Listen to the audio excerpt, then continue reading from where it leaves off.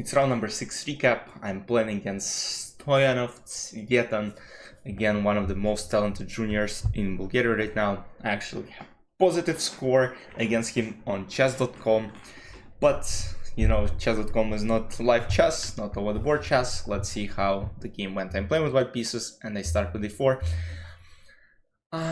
Again, I didn't really have time to prepare. I didn't really know what to expect. He could play every single move here, c6, c5.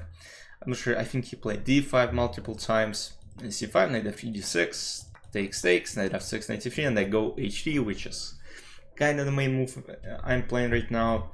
Again, probably should start with bishop f3, bishop e2, even consider bishop g5 or bishop c4, but h3 for now is something that I learned many years ago, but I gotta change it. It's too easy to prepare right now. e6, g4, he goes knight d7. The idea is simple. Basically, g5 is something that I would have played no matter what happens here, and knight d7 is quite a common idea. What black want to play here is b5, bishop b7, potentially trade knight on c6, and develop on the queen side. Bishop e3, b5, bishop g2, bishop b7, now I go queen e2. Bishop e7, and now g5. Here you might ask, why don't black take? Because after bishop g5 there is a very famous tactic, knight e6, I'm attacking this bishop, attacking the queen. After f takes e6 I can play queen h5, g6, queen g5, and I'm getting a slightly better endgame. Because there's these two pawns, which mainly d6 of course, because I want to go castle and just take it on the next move. So knight c6 was played, and I go h4. I'm trying to create some pressure on the king side. He goes rook c8, rook h3. Again, quite common move, but I gotta see what people actually play here, because this setup with h4, g5, and rook h3, yes, people play it, but as it turns out, they don't play it here.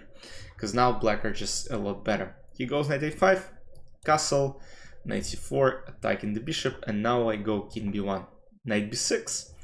And apparently knight b6 was a mistake. He should have gone for a short castle, and he's fine. Knight b6, again, it's hard to understand why it doesn't work, but why it gives white some advantage, but I had a3.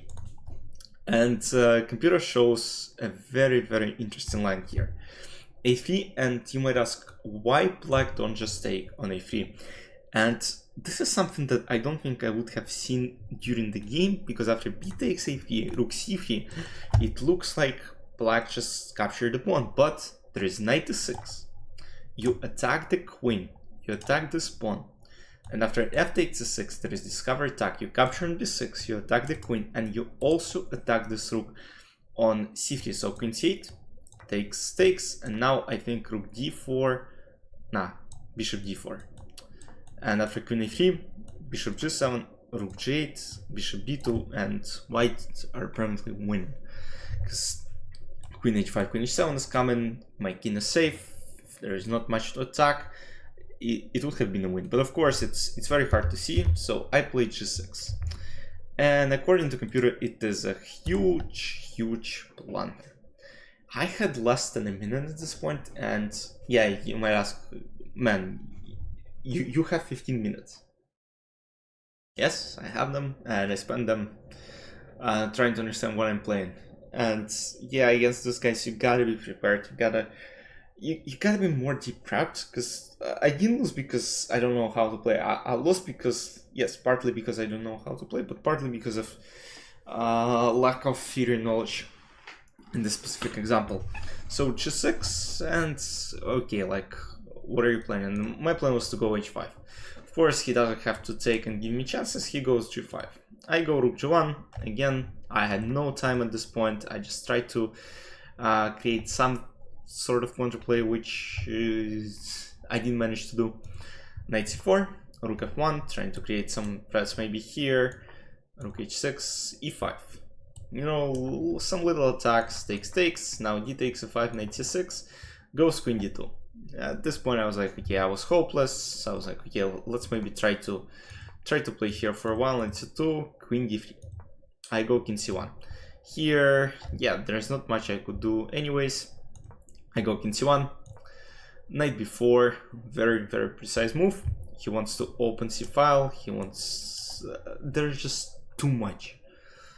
There's just too much. I'm in a completely lost situation.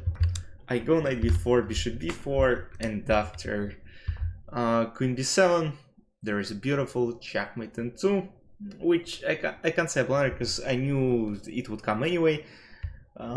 Yes, beautiful. Rook c3 sacrifice. I would put it as a brilliant because it's just super beautiful. You sacrifice your rook, and after b takes c3, this queen blocks all the way here, so the only square for the king is b2. But unfortunately, black have this beautiful bishop. Bishop a3 is a checkmate. I let him checkmate myself on the board, and yes, very disappointing game.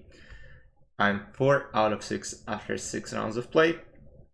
And in the 7th round, I believe I played another kid, but you will see it in the next video tomorrow. Yes, couldn't create a lot of problems for my opponent here.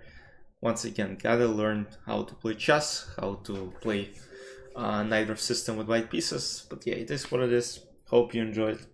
I'll see you in the recap of round number 7 tomorrow. Bye bye.